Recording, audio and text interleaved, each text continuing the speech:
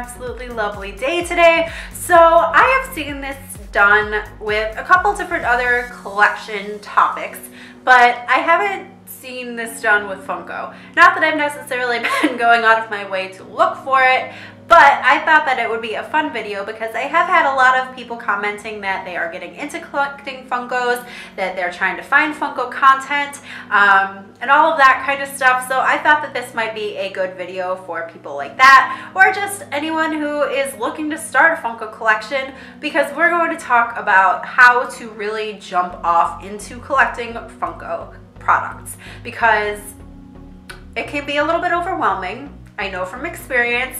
I haven't been collecting for too terribly long. I would say I really started to like buckle down and get into it once the Harry Potter pops really started. That was kind of my jumping off point into really hardcore collecting Funko Pops and other parts of Funko lines, which we will get into. But yeah, I just thought that it might be a little bit helpful to give everybody a little bit of guidance. And these are just things that I've come across. These are tips of my own. So if any of my fellow Funko collectors out there have any additional tips for anyone, please feel free to leave them down below. With that being said, we will be getting into it shortly, but I did just want to say, if you guys have not yet subscribed to my channel, please feel free to. I do upload new fandom videos every Tuesday and Friday here on this channel, and I would love for you guys to be a part of the fun. So we are going to start with a very important thing to know if you are starting to collect Funko products. Not every single Funko product is a Funko Pop. Not everything is a pop. A pop is a line of Funko products. It is not the general concept of Funko. Funko is the umbrella company that produces all of these different lines of things, and then there are a bunch of different lines underneath it, probably more than I will actually even go into in this video because there are so many, and I don't collect all of them, but off the top of my head I probably can think of most of them, I think. So we'll start with the obvious, and that is the Funko Pop. The Funko Pops are generally larger, although they can come in many different sizes. I have Funko Pops that are tiny. I have Funko Pops that are gigantic. I have Funko Pops that are all sorts of different sizes. But I think the characteristic thing of a Funko Pop are the eyes. The eyes are generally like the big, round, black, white, whatever color circles, that's generally going to be your Funko Pop. We also have Funko Dorbs, which are pretty much generally this size. I know that they have made some that were bigger. There are some that I've gotten in sets that are smaller, but for the most part, you are going to find Funko Dorbs that are like this, and their characteristic is pretty much this. They are very rarely outside of this typical figure mold. They are pretty much always going to look like this.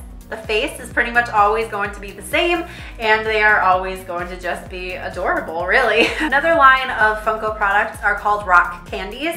They are a little bit taller, or maybe about as tall as a regular Funko Pop, but they're a little bit more sculpted. They're a little bit more detailed, I would say. They tend to lean more towards females. I would say also, not that there aren't male characters that are rock candies, but they're often female. We also have mystery minis. Mystery minis come in blind boxes, and they can come in a variety of different sculpts, a variety of different properties, all sorts of things. I would say that the Harry Potter ones are some of the more popular ones. They are some of the most difficult ones to get your hands on, and the most difficult ones to complete the collection of. A lot of the time they do just have a 1 in 12 odds with the mystery minis, but sometimes they also, with the Harry Potter ones especially, I can say, they have a lot of different odds with them, but they also have a lot of different exclusives. So these ones can be a little bit more difficult to get your hands on the entire set. Similarly, we have the pint-sized heroes, which are tiny.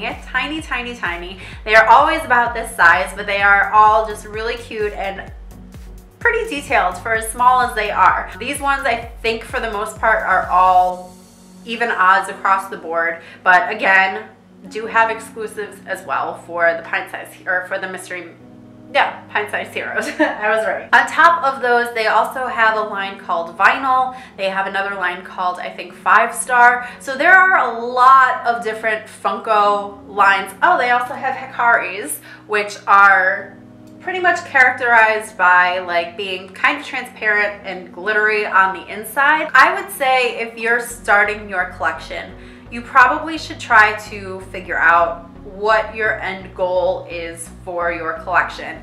Also, you should figure out a specific place to start. So for instance, maybe you, and I'm just gonna speak to what I know, so maybe you decided that you want to start collecting Harry Potter pops. Where's a good place to start? With the current wave. So there are constantly different waves of pops coming in and out, constantly different waves of mystery minis, different waves of pretty much everything. Things you go into a vault and they are never to be seen again, and you can only find them on the secondary market. I would always suggest starting with the current wave of whatever it is you want to start collecting, because that's going to be the easiest thing for you to get your hands on at that time. Then you can try to decide, how deep do you want to go in? Do you want to collect every single Harry Potter Funko product out there? But then also within Harry Potter, there's also the Fantastic Beasts. So do you want to just have Harry Potter, period? Or do you want to also have Fantastic Beasts lumped into that? Or do you want to just collect Fantastic Beasts? There's a lot of different variables in there. So then you also have to figure out how much of a completist do you actually want to be? Do you want to have all of the Harry Potter pops in your collection? Or do you only want to have a specific character? Do you just want to collect all of the Harry Potters, or all of the Rons, or all of the Hermione? And then if you want to be a completist for a specific character, do you just want to be a completist within that one product type? So do you just want to be a completist within the pops, or do you want to be a completist across the board? So do you want to have all of the pops of that one character, all of the mystery minis of that one character, all of the rock candies of that one character, all of the 5-Stars, the vinyls? It depends on how deep you want to go.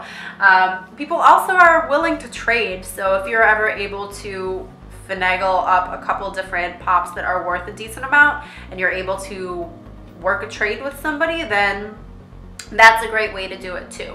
But just trying to whittle down what exactly it is that you want to collect is a good start. Also, I will say that for some stupid reason, the mystery minis also get incredibly expensive.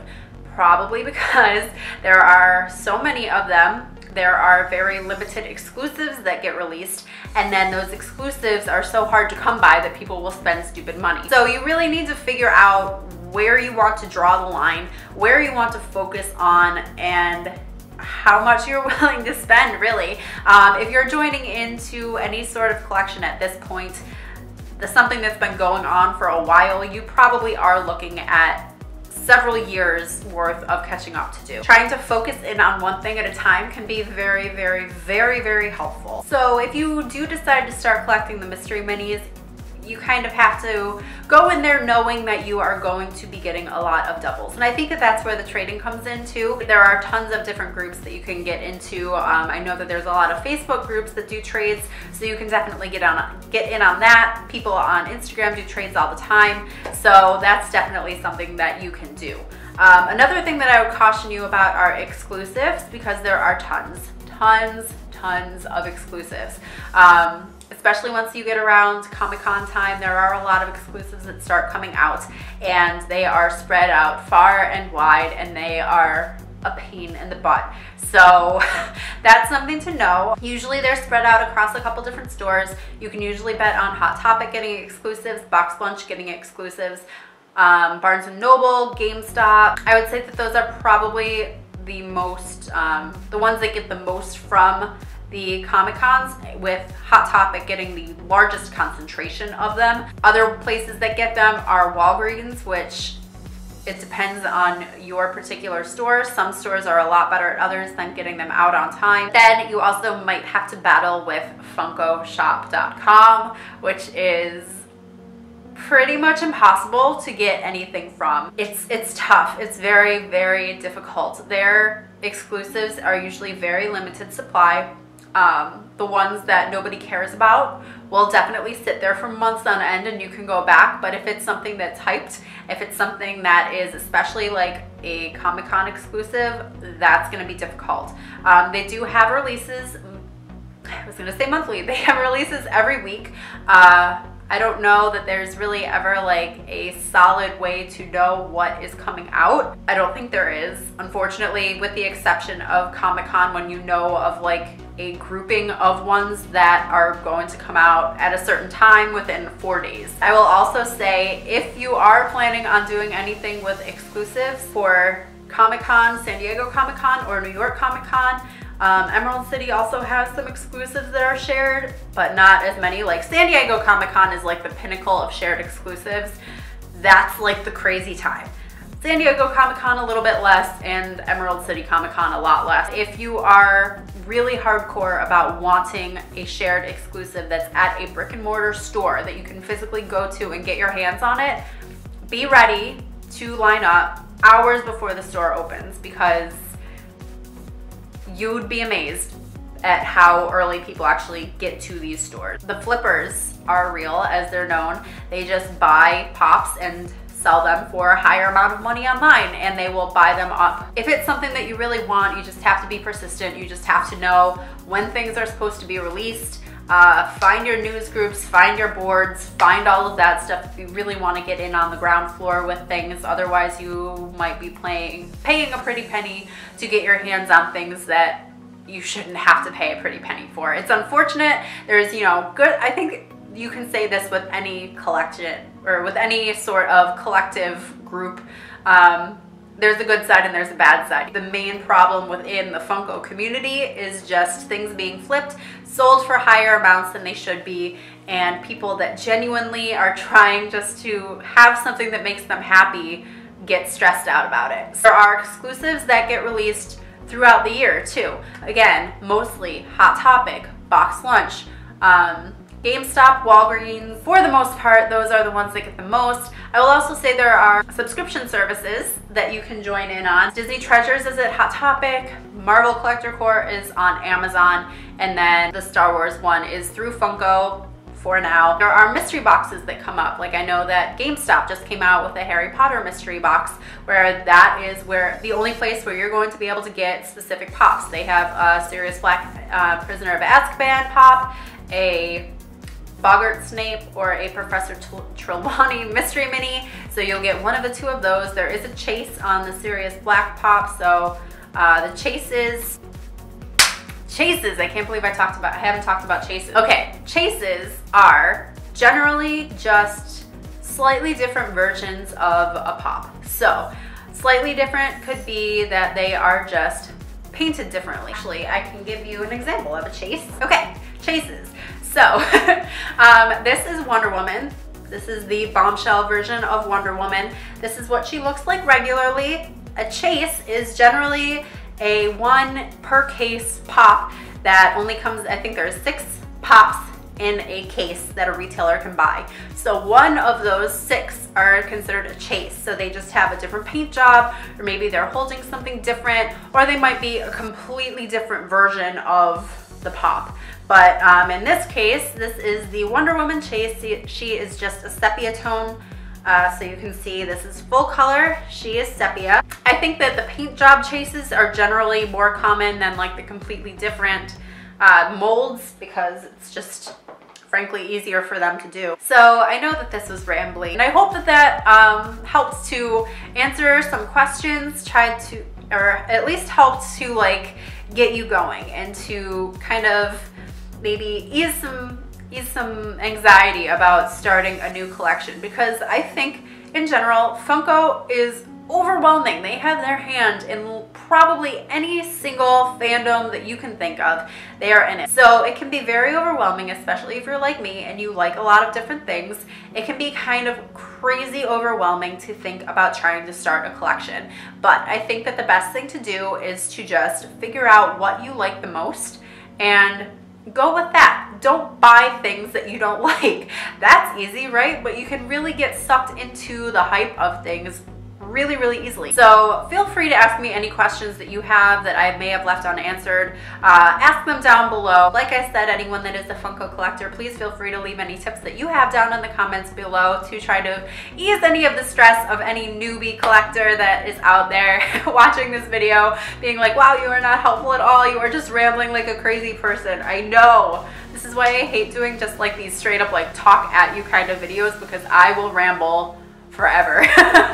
But anyway, I'm gonna cut it short for now. That's all that I have for you. Don't forget to head over to my August haul and September giveaway to check out my September giveaway. All of the information for what you need to do in order to enter will be over there in case you are interested. And don't forget to subscribe on your way out for new fandom videos in your subscription feed. Streaky's yelling at me. For new fandom videos in your subscription feed every Tuesday and Friday. So that is everything that I have for you. Thank you so much for hanging out with me today. I hope that you had fun. Fingers crossed, I did. And maybe I'll do a part 2 of this video too if I have enough questions like down below. If there are things that I haven't touched upon, feel free to let me know because I will be happy to answer anything. Thank you so much for watching, and I will see you guys in my next video. Bye!